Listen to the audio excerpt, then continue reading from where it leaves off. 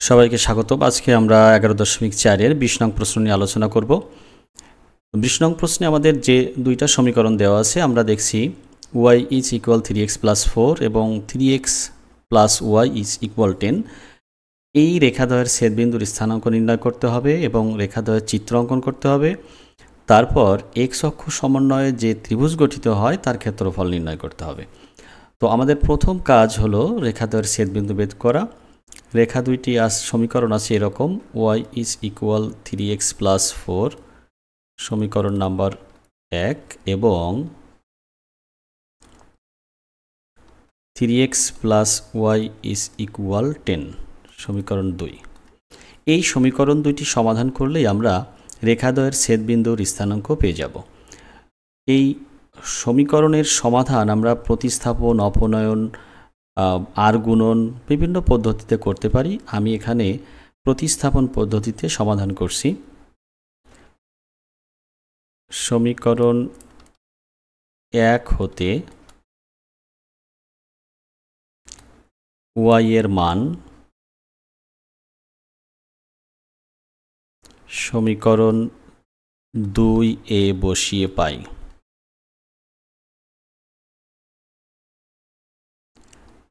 Three x plus Y, এই যে Y এর পরিবর্তে আমরা লিখব সমীকরণ 1 হতে 3x plus 4 is equal 10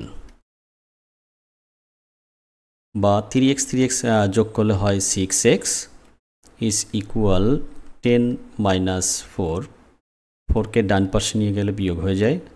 6x is equal 6 বা x is equal 6 ভাগ 6 বা x is equal 1, অর্থাৎ একটা মান আমরা পেয়ে গেছি, একটি চলকের মান x এর মান 1 পেয়ে গেলাম। এবার এই x এর মান সমীকরণ 1 অথবা 2 এর যে কোনো একটি বসালেই আমরা y এর মান পেয়ে যাব।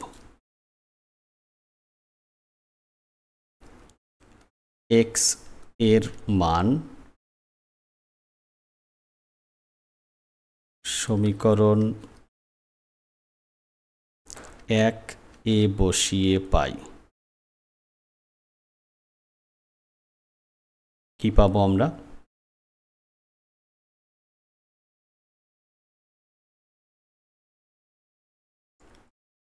y is equal 3 into 1 plus 4, অর্থাৎ 3 plus 4 is equal 7।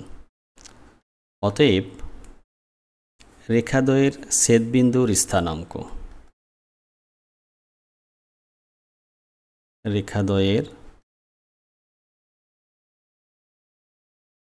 ছেদবিন্দুর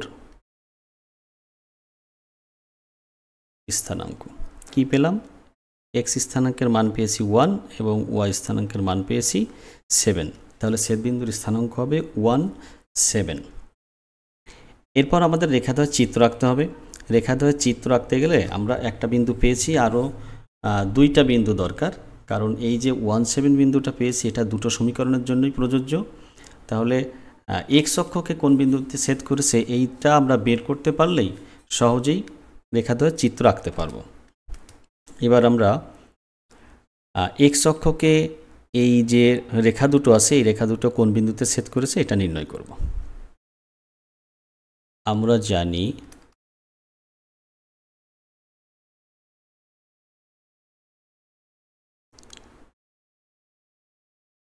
কোনো রেখা x অক্ষকে ছেদ করলে ছেদবিন্দুর কোটি অর্থাৎ y is equal 0, তাহলে আমরা পাই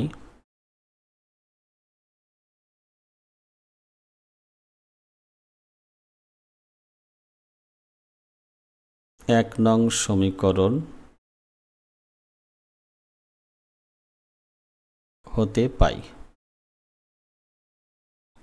3x plus 4 is equal 0 বা 3x is equal minus 4 বা x ইজ ইকুয়াল -4/3 এবং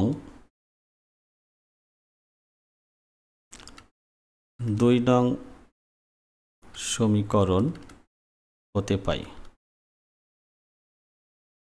2 নং আমাদের যেমনটা ছিল 3x + y = 10, এখানে y এর পরিবর্তে 0 বসাবো, তাহলে কি পাবো 3x + 0 = 10 বা x is equal 10/3। অতএব 1 নং রেখাটি x অক্ষকে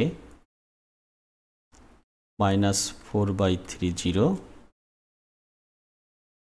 এবং 2 নং রেখাটি x অক্ষকে 10/30 বিন্দুতে ছেদ করে। তাহলে আমরা এই যে আমাদের রেখাদ্বয়ের যে দুটো সমীকরণ দেওয়া ছিল, এই সমীকরণ দুটো x অক্ষকে কোন বিন্দুতে ছেদ করেছে, ছেদ বিন্দু দুটো আমরা নির্ণয় করেছি এবং রেখা দুটো যে নিজেদের যে ছেদ বিন্দুটা ছিল সেই ছেদ বিন্দু আমরা নির্ণয় করেছি। তাহলে আমরা 3টা বিন্দু পেয়ে গেছি। এই 3টা বিন্দুর সমন্বয়ে আমরা ত্রিভুজটির চিত্র আঁকতে পারবো এবং সেই ত্রিভুজের ক্ষেত্রফল নির্ণয় করব। তো আমরা আগেই ত্রিভুজটির ক্ষেত্রফল নির্ণয় করি। মনে করি ছেদ বিন্দু 3টি, একটাকে মনে করলাম A, অর্থাৎ সরলরেখা 2টি যে বিন্দুতে ছেদ করেছিল এটা 17 স্থানাঙ্ক। আরেকটা বিন্দুকে মনে করলাম B, এইটা প্রথম সরলরেখা x অক্ষকে যে বিন্দুতে ছেদ করেছিল সেই বিন্দু -4/30 এবং আরেকটি বিন্দু C মনে করলাম 10/3, 0। অর্থাৎ আমরা 3টি ছেদবিন্দুর স্থানাঙ্ক জেনে গেছি। এই 3টি ছেদবিন্দুর স্থানাঙ্ক দিয়ে আমরা ত্রিভুজটির ক্ষেত্রফল নির্ণয় করব। অতএব ত্রিভুজ ABC এর ক্ষেত্রফল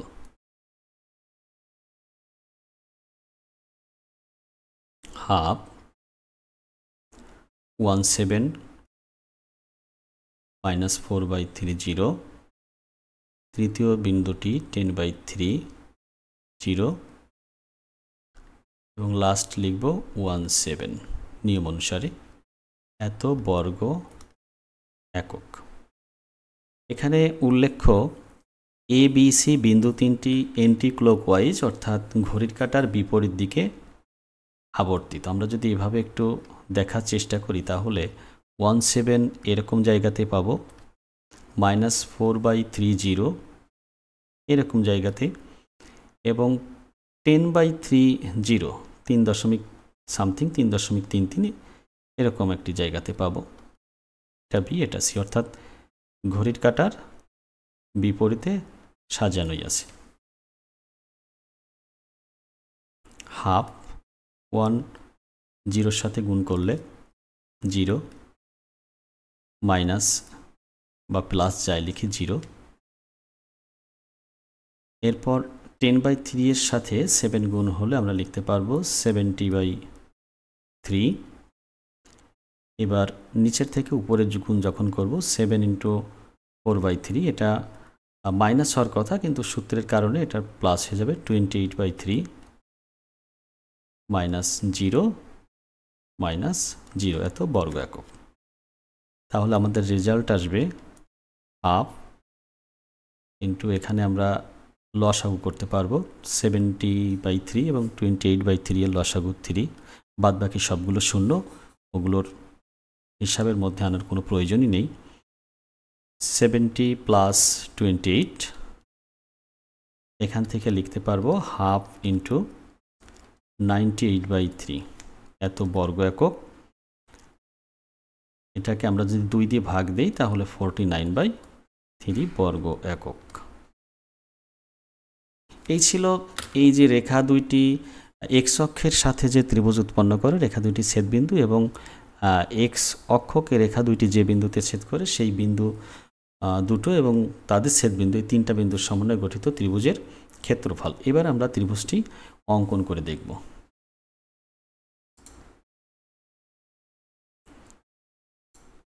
এরকম একটা গ্রাফ পেপার নিতে হবে। গ্রাফ পেপার নিয়ে প্রথমেই এক্স অক্ষ এবং ওয়াই অক্ষ এঁকে নিতে হবে।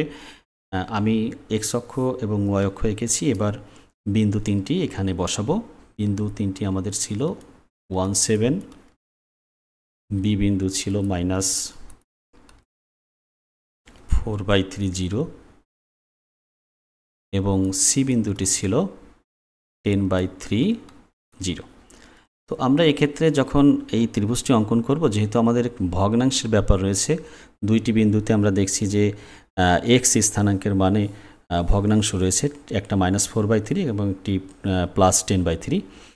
এই সমস্ত ক্ষেত্রে ভগ্নাংশের ক্ষেত্রে আমরা যদি এই যে হর দুটোই 4/3 এবং 10/3 যে হর 3, এই হরের যে লসাগু, এই লসাগু 3 অর্থাৎ 3 এবং 3 এর লসাগু 3, এই 3 ঘর সমান যদি আমরা এক একক বিবেচনা করি তাহলে চিত্রটি খুব সুন্দর হয়। অর্থাৎ আমি যেটা বোঝাতে চাচ্ছি সেটা হলো একদম একটা নির্দিষ্ট বিন্দুতে এটা বসানো যায়, কোনো ভগ্নাংশ থাকে না, এর জন্য সুবিধা হয়।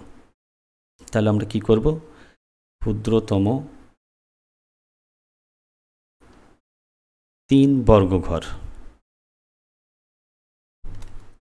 সমান এক একক বিবেচনা করে বিন্দুগুলো স্থাপন করব। তাহলে এই যে 1 7 যে বিন্দুটা আছে, 1 7 এর সাথে আমরা 3 গুণ করব। কেন 3 গুণ করব? ওই যে আমরা 3 বর্গঘর সমান এক একক ধরেছি, এই জন্য 3 গুণ করব। 1 এর সাথে 3 গুণ করলে হয় 3 এবং 7 এর সাথে 3 গুণ করলে হবে 21। তাহলে আমাদের ওই এ বিন্দুটি অর্থাৎ 1 7 বিন্দুটি গ্রাফে বসাতে হলে আমাদের মূল বিন্দু থেকে ডান দিকে 3 ঘর যে ওয়াই অক্ষের ধনাত্মক দিকে যেতে হবে 21 ঘর। সেক্ষেত্রে আমরা বিন্দুটি পাব এই যে এই জায়গাতে, এই যে দেখা যাচ্ছে, আমি একটু বড় করে বিন্দুটা বসাচ্ছি, এটা হলো এ বিন্দু, এর স্থানাঙ্ক 1 7। এবার আমরা বি বিন্দুটি যখন বসাবো তখন -4/3 আছে, এর সাথে 3 গুণ করব, অর্থাৎ 3 ঘর সমান এক একক, সেহেতু আমরা পাবো 4 ঘর।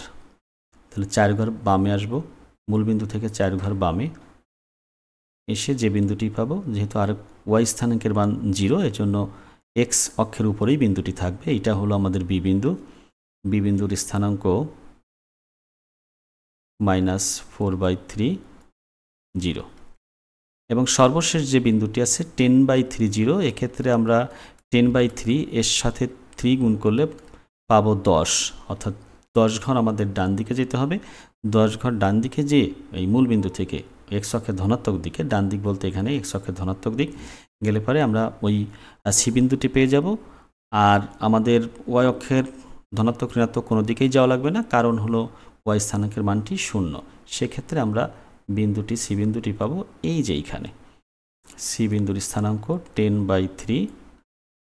তোমরা একটা বিষয় খেয়াল রাখবে, আমরা 3 ঘর সমান এক একক যদিও নিয়েছি, এক্ষেত্রে যেখানেই গ্রাফ পেপারে যেখানেই বিন্দুটি পড়ুক না কেন সেখানে সঠিক বিন্দুটি লিখতে হবে। অর্থাৎ আমি যে 1 7 বিন্দু যখন বসালাম তখন কিন্তু 3 ঘর ডানে যে ওয়াই অক্ষের ধনাত্মক দিকে গেছি 21 ঘর, ওইখানে যে আমরা 321 এটা লিখবো না, লিখবো 1 7। এরকম বাকি বিন্দুগুলোর ক্ষেত্রেও তাই।